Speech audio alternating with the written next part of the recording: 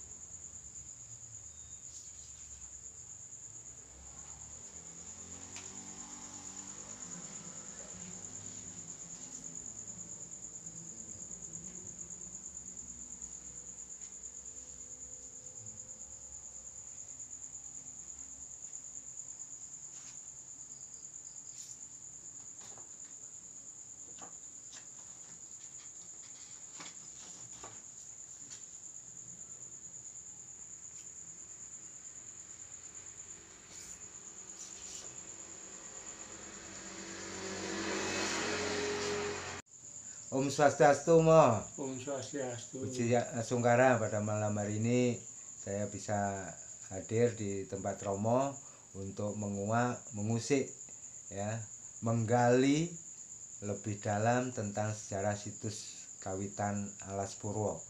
Diawali tahun berapa mulai digunakan oleh umat Hindu untuk upacara? Nah, sebetulnya kalau mulainya ngerintis itu belum ada upacara pasti. Dari tahun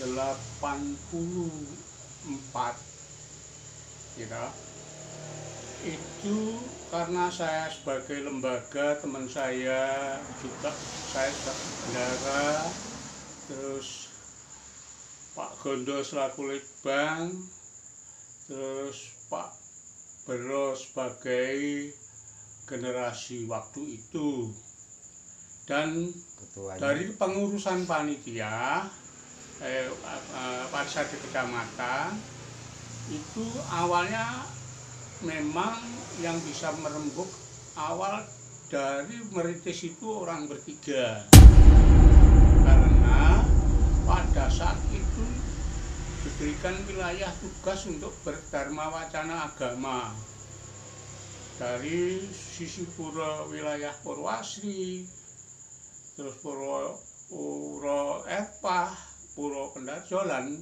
dan seterusnya. Tapi pada saat itu sampai orang bertiga ini merembuk, kalau Hindu seperti ini terus kapan berkembang? teman bertiga ini. Bertiga itu siapa saja? Ya Pak Gondo, Pak Bro, sama Romo Bunidi. Pada saat itu belum saya dipanggil Romo karena saya sekarang sudah lain. Nama saya Bunidi waktu itu. Nah, oleh sebab itu pada saat tahun 84 bertemulah orang bertiga merencanakan ingin merintis Alas Purwo yang saat ini sekarang namanya Situs Kawitan. Nah, oleh sebab itu rencana sudah kita rembuk bertiga mateng, tapi untuk melangkah repot. Terus harus melalui siapa yang harus bisa jalan ke sana?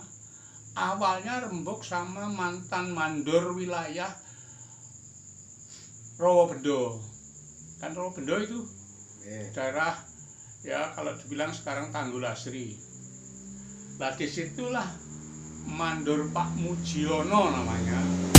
Pak mandor ketepaan dia beragama Hindu, gitu.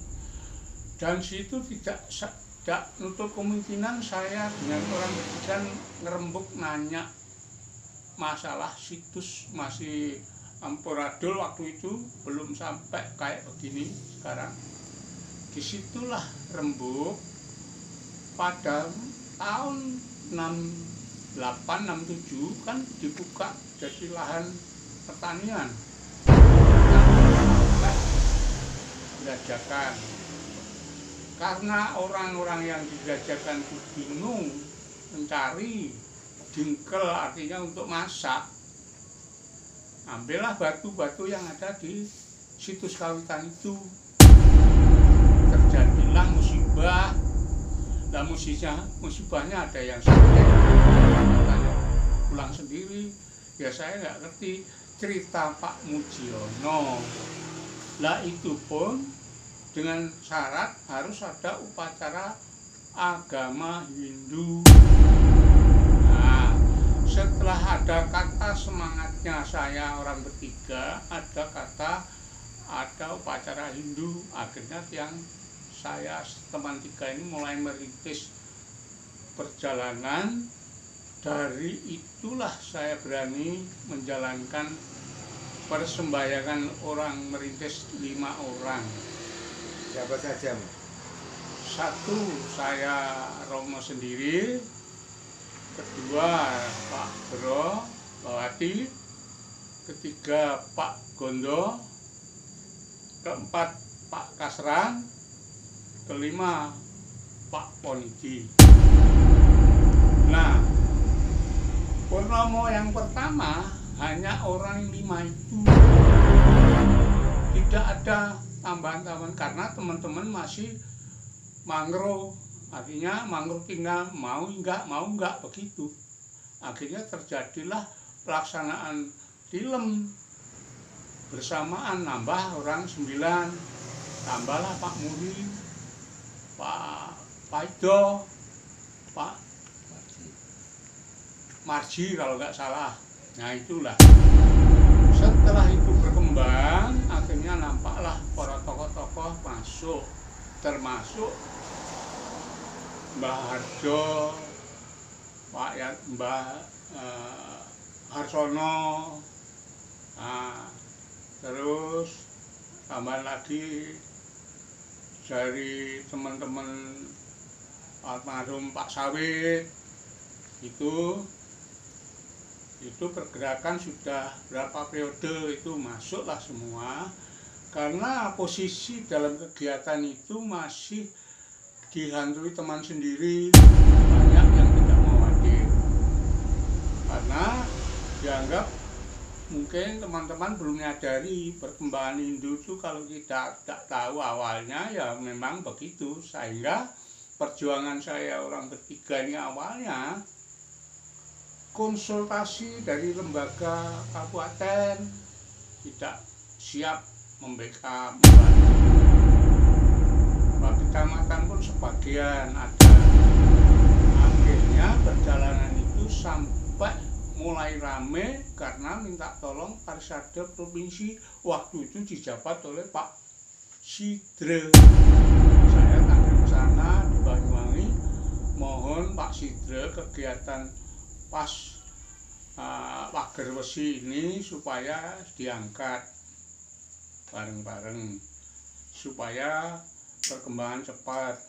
Nah, itu pun diawali pergerakan awal tahun 85.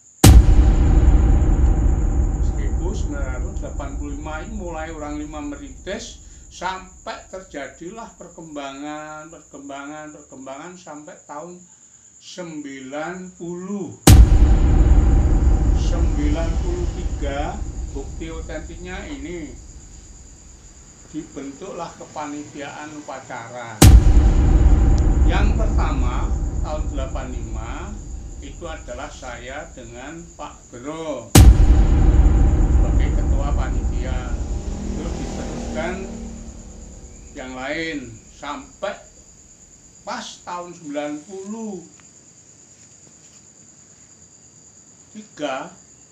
dari bulan-bulan masih belum ada realisasi tanah, jadi tahun 93 awal itu sudah ada pembentukan panitia, Pak Gondo gantinya dan sekretaris Pak Harsono. Nah, pada saat itulah dia punya reaksi, Pak Gondo, untuk mengajukan permohonan karena berdekatan dengan orang Taman Nasional. Waktu itu Taman Nasional bukan Purwo, tapi Baluran masih yang terkandung di dalam wilayah Baluran. Setelah itu akhirnya dibimbing sama orang Taman Nasional untuk mengajukan permohonan ke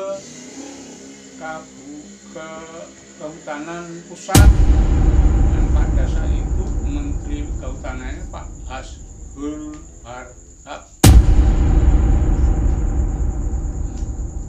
yang mengajukan ketua panitia, tapi diketahui oleh Parisade Kecamatan.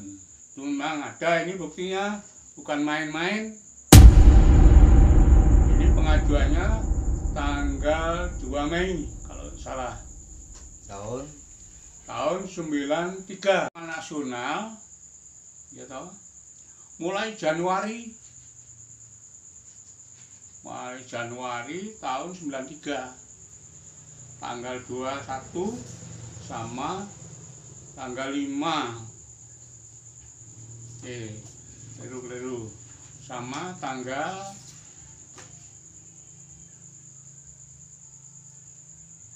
11 Juli ya gitu. Tahun 2993 per Januari sampai Juni.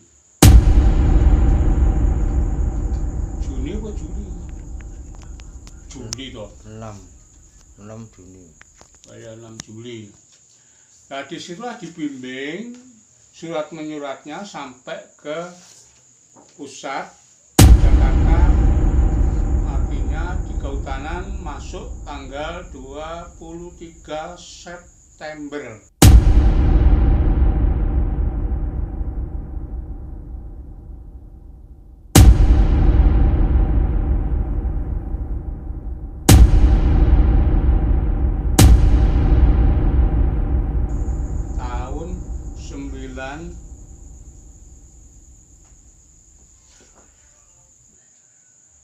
Diawali enggak ada. Keliru. 5 Januari 93. Nah, ini 5. Ini di wilayah Kanwil, Surabaya. Setelah terakhir 23 September tahun 9 kira wong tua itu sini. Sama dengan pengarang. Kalau saya bukti ada, surat menyuratnya sudah ada, walaupun fotokopi asli masih ada. Nah, oleh sebab itu, dengan saran seperti ini, jangan sampailah generasi muda dengan sejarah yang lama, jangan sampai ditinggalkan, walaupun tidak diberikan karya apa-apa. Sesusah orang merintis itu kayak apa sih, tahu semua. Nah, pada saat itu masih hutan belantara, bahkan tidur di sana pun sampai malam kehujanan pernah. Saya orang bertiga. Salam perjalanan itu sudah bertambah, akhirnya ketemulah sudah menambah untuk bejinya. Nah, bejinya karena sesuai dengan wilayahnya akhirnya mencari di Gua Basori pada saat itu namanya.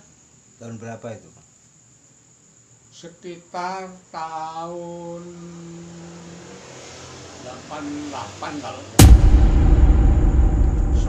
belum ada pura ya? Belum ada pura.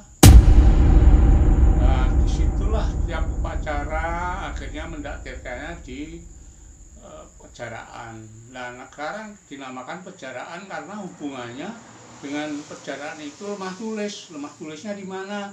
Di situ ada tempat empon-empon yang luasnya sekitar 8 hektar atau 7 hektar ada di situ. Sudah kami lacak dengan teman-teman.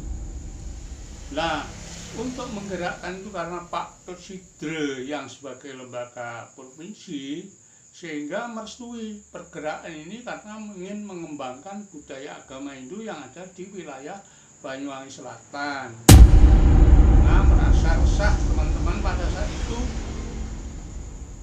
Nah, oleh sebab itu dari perjuangan teman yang saat itu ngomong yang saya berdaya merintis itu, saya pun tidak mikir jelek dan buruknya, yang penting kita berkarya dan ngayah. Nah, persoalan nanti nilai plus dan minusnya tergantung generasi penerusnya bagaimana nanti. Sebab itu saya mohon dengan sangat sejarah ini jangan dilupakan. Siapapun yang meneruskan begitu ini. Dari situlah setelah mendapat tanah, bentuklah kepanitiaan untuk bikin penyengker pondasi. Panitia Sebenarnya Pak Ali Waono sebagai ketua Parisade, dan itu selengkapnya saya enggak ngurus. bendaharanya